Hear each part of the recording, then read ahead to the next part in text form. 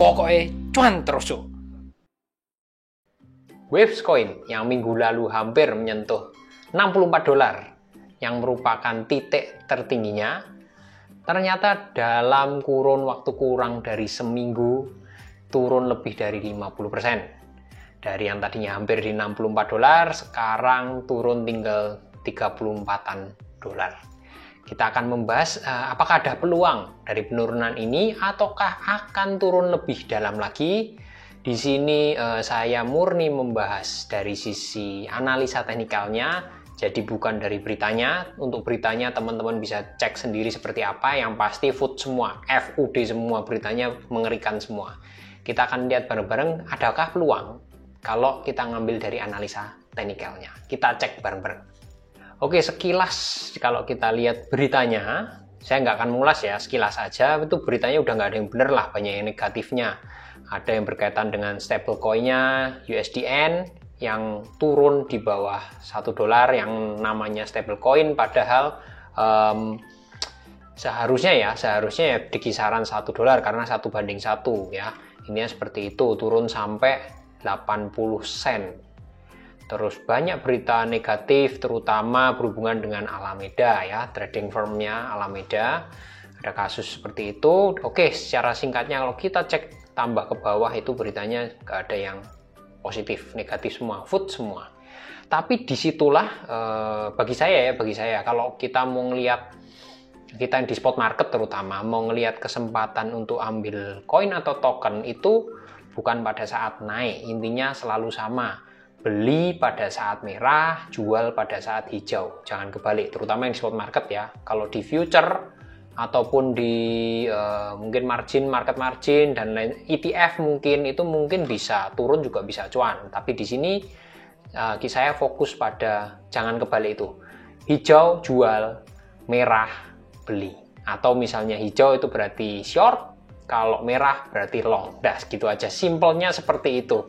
Kita lanjut dari sisi analisa teknikalnya bagaimana? Kalau dari sisi Waves Coin ini, apakah udah sampai target beli, cicil-cicil, atau malah mungkin blosor lebih dalam? Nah, ini secara singkatnya Waves di time frame mingguan. Kalau kita lihat di sini kemarin ya, upper shadow-nya ini ya, ini garisnya panjang banget. Posisinya titik tertingginya hampir mencapai $64. Terus di sini yang jadi perhatian di time frame mingguan, kalau kita lihat ini ada Ichimoku di sini, Ichimoku-nya masih bull, dominan bull, Kumo-nya masih hijau. Terus ini Tenkan Kijun mepet tapi Tenkan-nya masih di atas Kijun, terus Chikou Span-nya juga masih hijau, ini masih bull ya secara mingguan untuk Ichimoku ya. CCI 50 karena sudah jauh di atas garis 100, jadi udah mulai cenderung turun, cuman karena masih di atas garis 100 ini berarti masih dalam area 4 atau overbought ya. Intinya tapi masih dalam tren bullish. Secara singkatnya seperti itu. Tidak ada yang aneh di sini, cuman saya menyoroti di bagian ini. Jadi ini masih di awal minggu, hari Selasa, tapi sudah membentuk candle merah atau hitam. Ini di sini candle merah, turunnya dalam ya, counter. Jadi ini naik tapi merahnya sudah hampir sedalam candle seminggu kemarin. Dan kalau kita lihat dari volumenya, meskipun volumenya sebetulnya masih kecil, kalau kita lihat di sini volumenya ini masih kecil, belum ada separuh dari volume minggu lalu. Cuman yang perlu dicatat ini baru 2 hari ya, masih ada 5 hari ke depan. Jadi kemungkinan besar kalau misalnya volume segini dalam waktu 2 hari itu berarti seharusnya cukup besar. Kita akan lihat lebih lanjut apakah ini akan dibuang lebih parah karena beritanya memang parah. Dari analisa teknikalnya seperti apa. Kita lihat dari time frame daily ya, harian seperti apa, apakah ada peluang.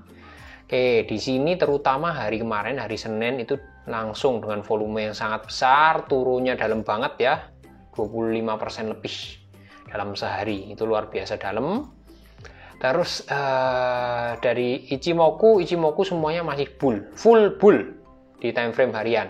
Tapi di CCI 50 di sini saya melihat peluang divergence positif ya. Di sini kita lihat titik ini di kisaran 27 Maret ke sini.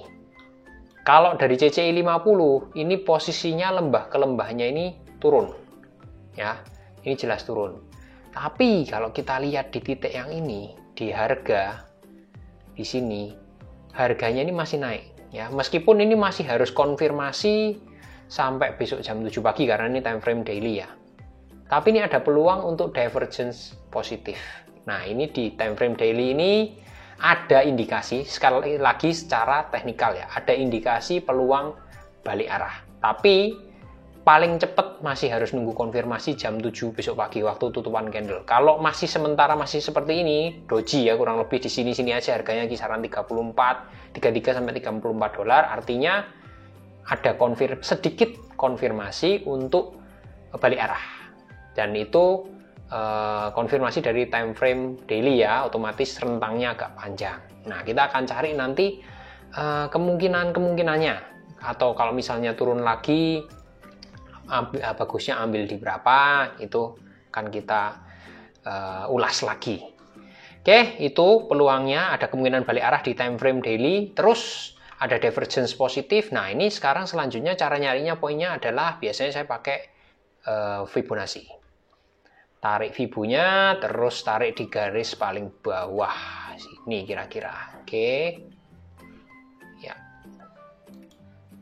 Nah, di sini ketemu garis untuk support berikutnya karena titik setengahnya dari Fibonacci sudah tertembus.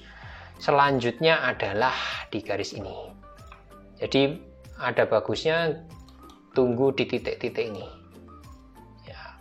Ini ada di sekitaran range 30 dolar. Sebentar. Kalau teman-teman lihat nanti ada di kisaran 30 ya.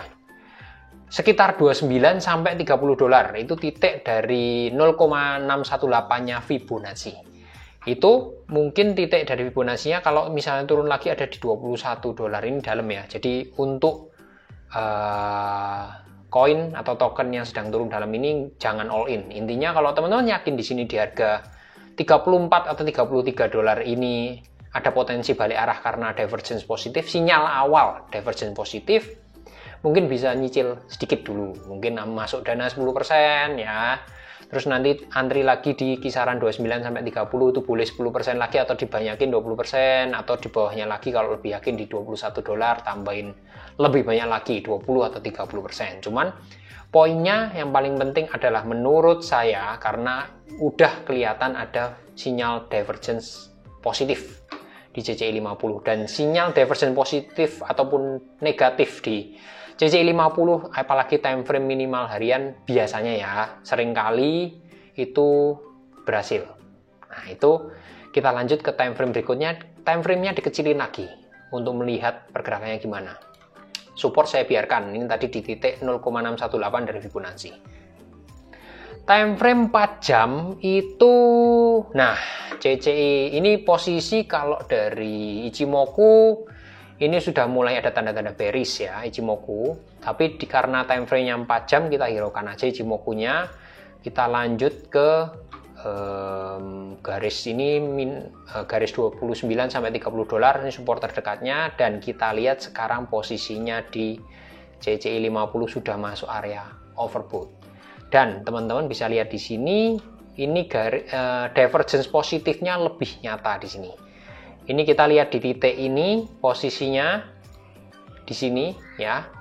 Ini kelihatan dengan jelas kalau ini divergence positif. Jadi di sini dan titik ini lebih turun, tapi kalau dari segi harga itu dari garis ini ke sebelah sini ini naik. Nah, ini gambaran singkatnya. Tadi memperjelas time frame harian ke time frame 4 jam. Ternyata dikonfirmasi di time frame 4 jam ini sudah mulai kelihatan lebih jelas divergence positif. Dan menurut saya lebih amannya nunggu konfirmasi yang time frame daily ya, supaya lebih pasti. Tapi kalau sekali lagi kalau teman-teman mau nyicil boleh dulu masuk di sini. Sekali lagi ini secara analisa teknikal, bukan secara berita ya. Kalau setuju silahkan ikutin, kalau enggak ya enggak usah diambil. Resiko memang ditanggung penumpang, oke? Teman-teman harus analisa sendiri juga. Nah, kalau kita lihat volumenya di sini, ini tekanan jualnya sudah mulai agak mereda. Ini juga belum mengindikasikan apa-apa. Sekali lagi, bisa jadi akan ada pantulan naik, bisa jadi juga nanti ada tekanan jual berikutnya ya. Bagi teman-teman yang di spot market ya tinggal ambil aja waves-nya, beli. Bagi teman-teman yang mungkin pengen memanfaatkan momentum dikali ya, intinya profitnya bisa dikali-kali lipat, teman-teman bisa ambil di ETF. Sekali lagi, ETF itu paling lengkap. Saya ulangi lagi, di Maxi itu ETF dari Waves, tinggal teman-teman kali, bisa kali berapa itu tinggal diikutin. Seperti contohnya ini diketik aja Waves, ini akan keluar dikali 3. Nah ini maksudnya kali 3, saya ulangin lagi sekali lagi.